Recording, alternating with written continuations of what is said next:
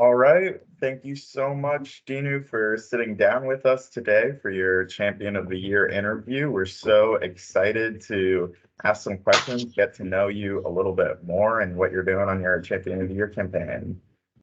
Thank you for having me. All right. I'm just going to jump into it with my first question, which is just how did you first become involved with Best Buddies?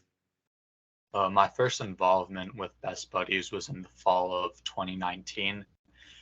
It was at a friendship walk held at the College of New Jersey, TCNJ, and the atmosphere was filled with positivity and a shared sense of purpose. Witnessing the impact of Best Buddies on the lives of those with special needs, as well as the wider community, has inspired me to help further the mission. I'm also very happy to have continued volunteering and fundraising as much as I could in these past 4 years, culminating in my current nomination and also the opening of the first Best Buddies chapter in Jersey City and second in the Hudson County at McNair Academic High School. Amazing. Yeah, that's so inspirational. So, since you got involved back in 2019, since then, are there any moments or particular events that have stuck out as particularly impactful for you? I think overall, all of my experiences with Best Buddies, I have to say, have had a very, very big impact on my life and how I view inclusivity and accessibility. However, I feel like kind of to get more specific, every event that I've gone to, there's always a Best Buddies participant that has held a speech, and whenever needed, Best Buddies as an organization, as a community, was always there to support the speaker, allowing for their message to be heard loud and clear. Furthermore, Best Buddies breaks down the barrier between those with special needs and what society wrongly perceives as normal. So I guess through examples of these two things, I've always had very, very profound thoughts and experiences through Best Buddies. And a great example of both of these things was at the 2022 Champion of the Year Gala, when I listened to stories about two individuals who had met through the Best Buddies Citizen program, who had created a long-lasting friendship, which pulled both of the participants out of a very difficult time in their life. And this really showed me how Best Buddies can affect everybody's life regardless of ability.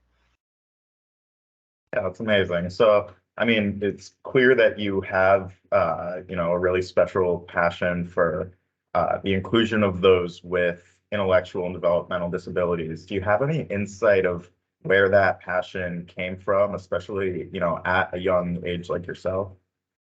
I have to thank Best Buddies for all of that. I mean, starting when I was 10, I realized through Best Buddies how a lot of the social cliques were formed many times by ability rather than personality. And once COVID hit, that I found that I thought to myself that that probably would happen even more. So I wanted to continue my support for Best Buddies. And the only way that I could do this was through online fundraising.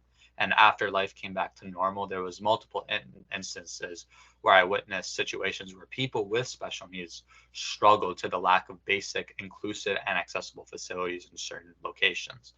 After attending a program at the Whitney Museum of American Art located in New York City, that really showed me and allowed me to witness a truly inclusive and accessible environment.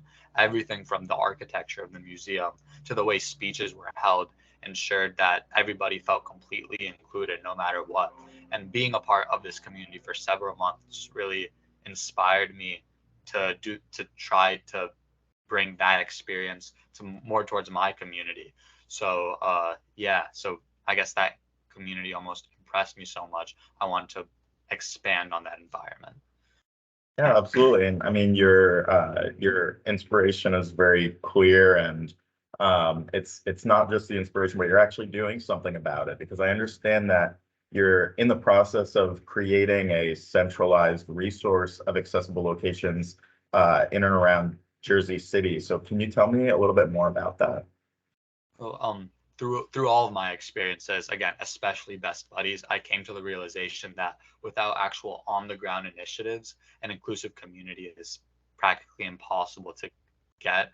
And by aligning this project that I'm currently working on with the United Nations Sustainable Development Goals, in particular, goal number 10, reduce inequalities, I've been able to use skills which I've gained as a junior board member of the Youth Foundation of Jersey City, as well as those which I have gained from attending numerous conferences through the United Nations Association, in order to make a significant impact, or hope to make a significant impact on this community.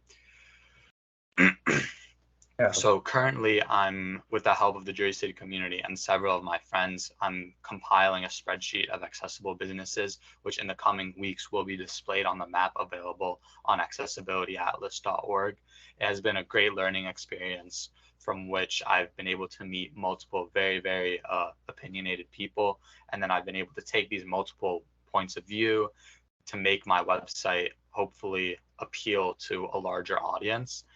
And I've also created inclusive insights as in addition to the map. So it's a blog and a soon-to-be podcast where I talk about things such as accessible technologies on an international scale and what obstacles are met in the implementation of such technologies in third world countries. Through the publishing of the blog around 2 weeks ago, I've been able to reach people in 10 different countries spanning across 3 continents. And again, all of this is a work in progress. However, I hope that through community engagement and the expansion of the map located on the website, I will be able to positively impact the lives of individuals with disabilities, their families and caregivers, making Accessibility Atlas a prominent resource for the Jersey City community. Yeah, it's amazing. I mean, all of the work that you're doing is truly inspiring. And the fact that you've gotten started at, such a young age and you're so passionate and on the ground and doing these initiatives, I think is truly an example of how other students like yourself can make a real impact. So what you're doing is really special. And I have to just personally thank you for the work that you're doing and the work that I know you're going to continue to do in the future. Thank you. And I couldn't do it without Best Buddies. So just to end off here, to give you the floor, what message do you have that you want to leave with our viewers today? So admittingly, because of my limited experience, I can't really give a very, very strong, specific message. However, I hope that through initiatives like Best Buddies, more and more people will become aware of the social divide, and more students like myself will find the courage to stand up and support the mission of Best Buddies and other organization of the same mission. Thank you. Yeah, amazing. Well, thank you so much for sitting down with me today. Like I said, I think we're all going to be seeing following along with your whole journey with great interest and yeah, so thank you so much for sitting down. We're looking forward to seeing you at the Chicken of the Year Gala on November 3rd. Thank you. I can't wait myself.